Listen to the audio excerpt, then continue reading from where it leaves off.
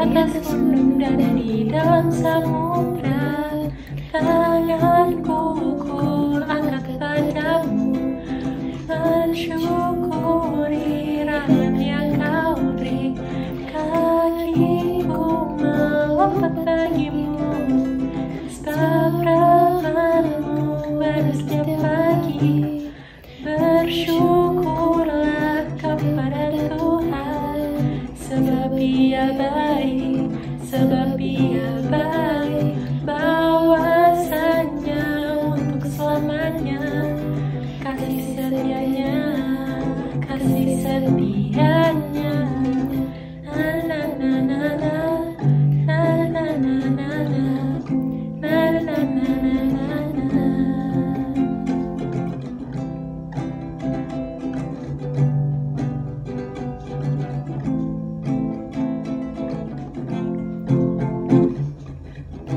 Haleluya, ku memuji-Mu Tuhan, karena kasih-Mu tak berkesudahan.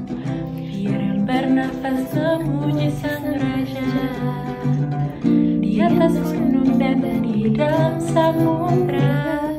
Tanganku ku angkat padamu, mensyukuri rahmat yang kau beri. Kakiku melompat bagimu, sebab rahmat-Mu baru setiap pagi.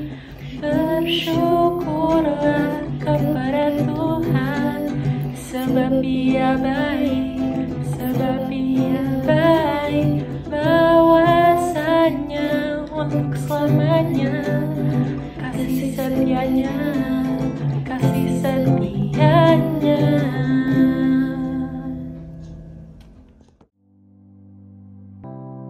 Salam semua. Untuk memulai persekutuan doa kita pada hari ini, mari kita bersatu di dalam doa. Tuhan Bapa kami yang bertata dalam kerajaan surga, terima kasih ya Tuhan atas berkat-Mu hingga saat ini sehingga kami masih bisa melakukan persekutuan doa kami. Bapa, berkati kami supaya acara persekutuan ini bisa berjalan lancar dari awal, pertengahan hingga akhir. Bapa, kiranya Engkau juga buka hati dan pikiran kami supaya apa yang kami dengarkan bisa kami resapi dan bisa kami terapkan dalam kehidupan kami sehari-hari. Hanya di dalam nama Tuhan Yesus kami berdoa dan mengucap syukur. Amin.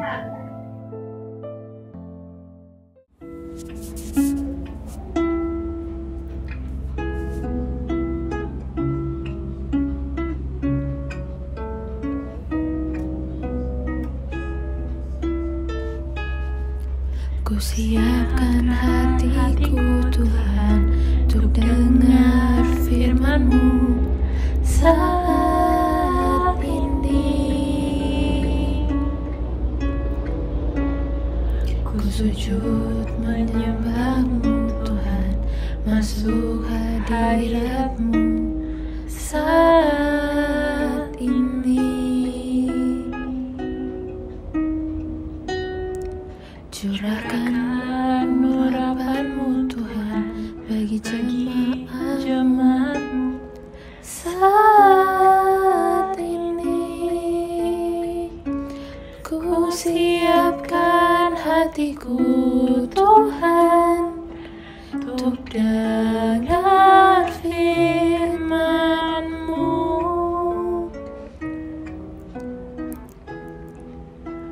Firman-Mu Tuhan tiada berubah,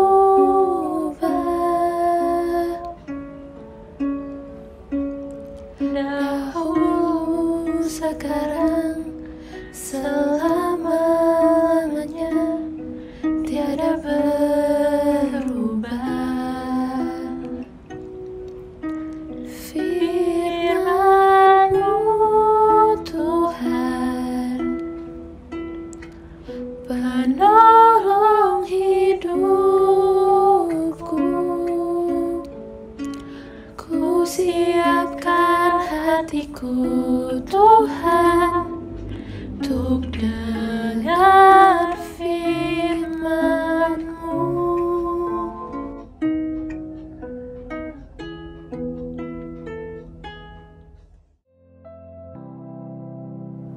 Shalom teman-teman.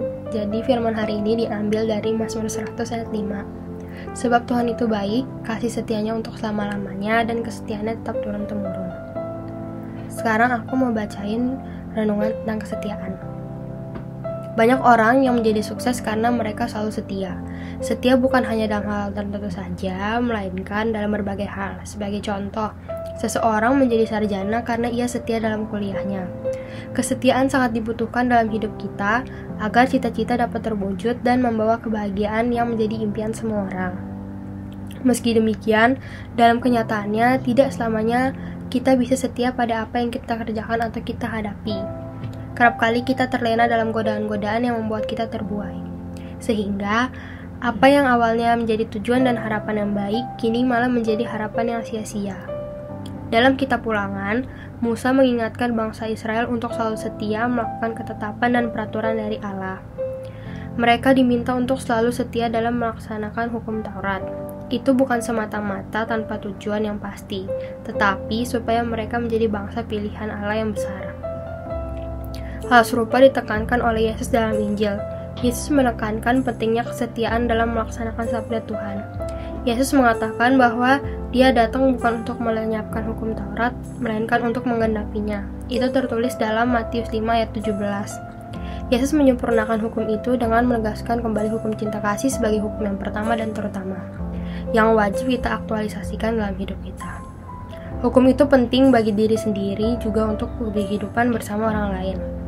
Yesus sendiri menunjukkan kesetiaannya akan hukum yang Ia buat sendiri.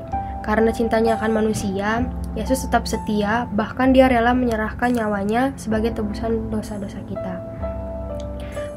Perwataan dan tindakan Yesus menunjukkan kesetiaannya yang sungguh membutuhkan pengorbanan.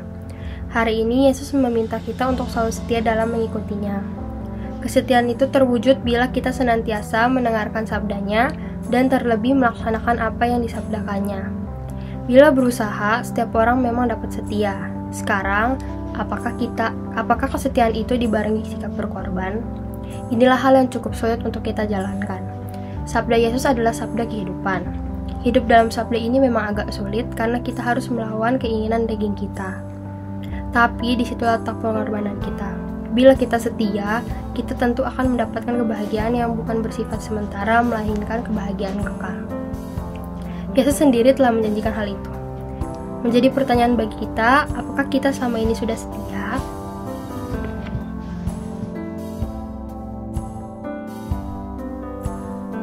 Untuk pengalaman kesetiaan aku sih, akhir-akhir ini terjadi itu tahun 2020. Aku orang yang cukup aktif di gereja. Jadi aku pasti setiap minggu sama keluarga aku itu ke gereja, ibadah, pelayanan, ngobrol, nongkrong di gereja gitu. Jadi kayak benar-benar aktif lah di gereja. And then pas tahun 2020, dimana kita semua tahu kan, corona ini datang. Sekitar Maret itu aku dari seluruh orang tua aku buat gak usah ke gereja, karena bahaya banget, corona tuh bahaya banget. Nah di masa-masa kayak gitu aku mikir, oh masih ada harapan buat kita balik lagi seperti normal gitu kan. Belum lagi cuma dikasih libur 2 minggu. Dan di situ harapannya ya setelah 2 minggu kita balik dong, semuanya balik seperti biasa gitu kan. Tapi ya ternyata enggak. Dan pada saat itu tuh aku nggak sadar kalau sebenarnya tuh aku nggak pernah ibadah sama sekali. Setiap hari Minggu kayak ya udah kayak hari yang lain aja gitu loh. Ibadah pun nggak ada sama sekali, paling ada doa doang, doa mau makan, doa mau tidur gitu.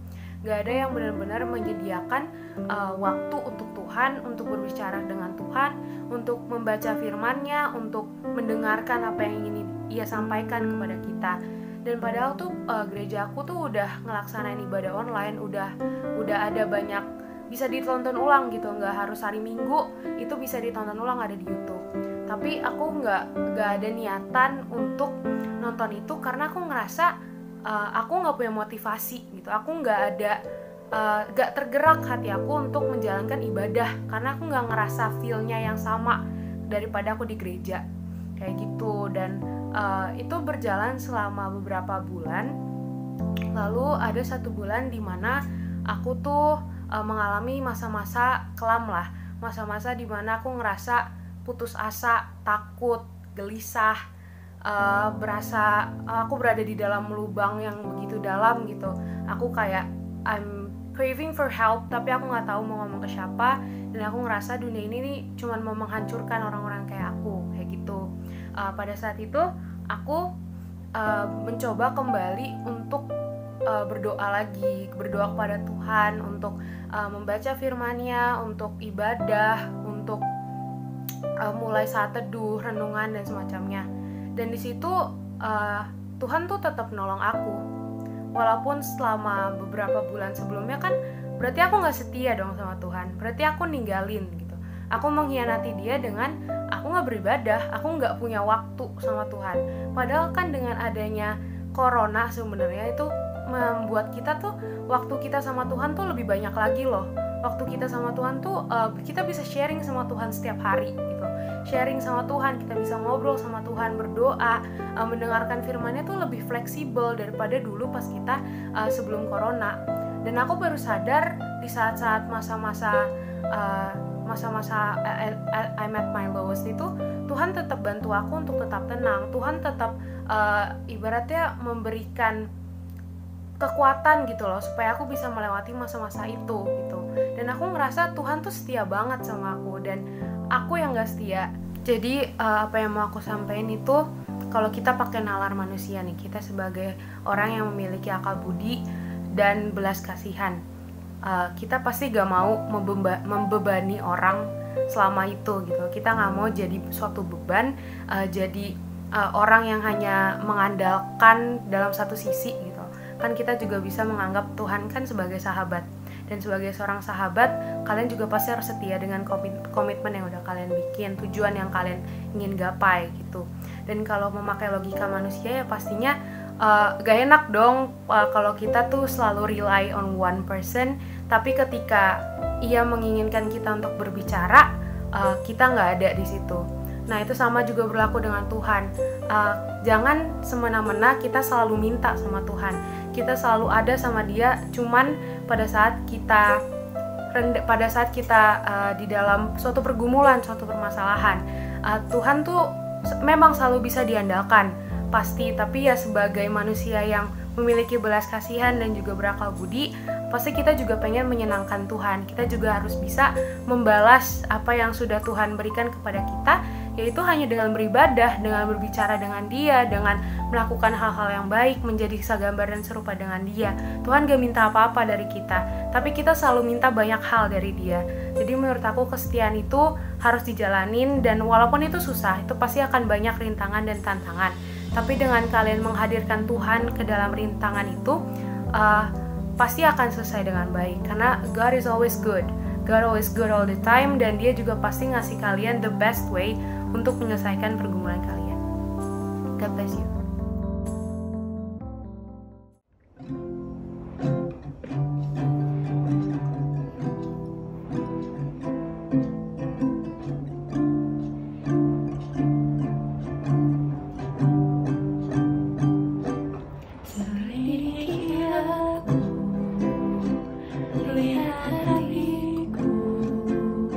Apakah aku sungguh mengasihimu, Yesus?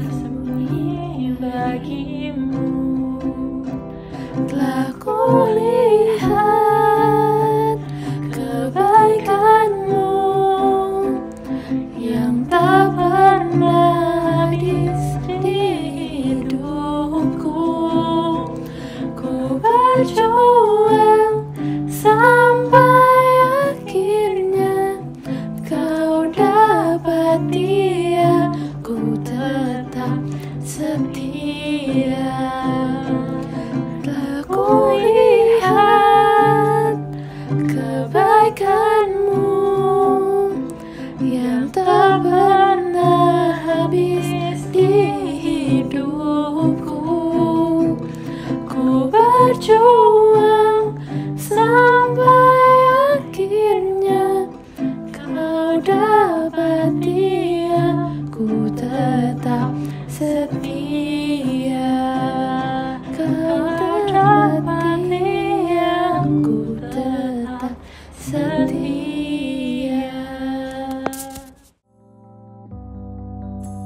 Untuk persekutuan doa kita pada siang hari ini, mari kita bersama-sama bersatu dalam doa. Tuhan Bapa kami yang berada dalam kerajaan surga, Bapa, kami sudah selesai melakukan persekutuan doa pada siang hari ini. Bapa, kiranya firman yang kami dengarkan tadi bisa menjadi rema dalam kehidupan kami dan diterapkan dalam kehidupan kami masing-masing.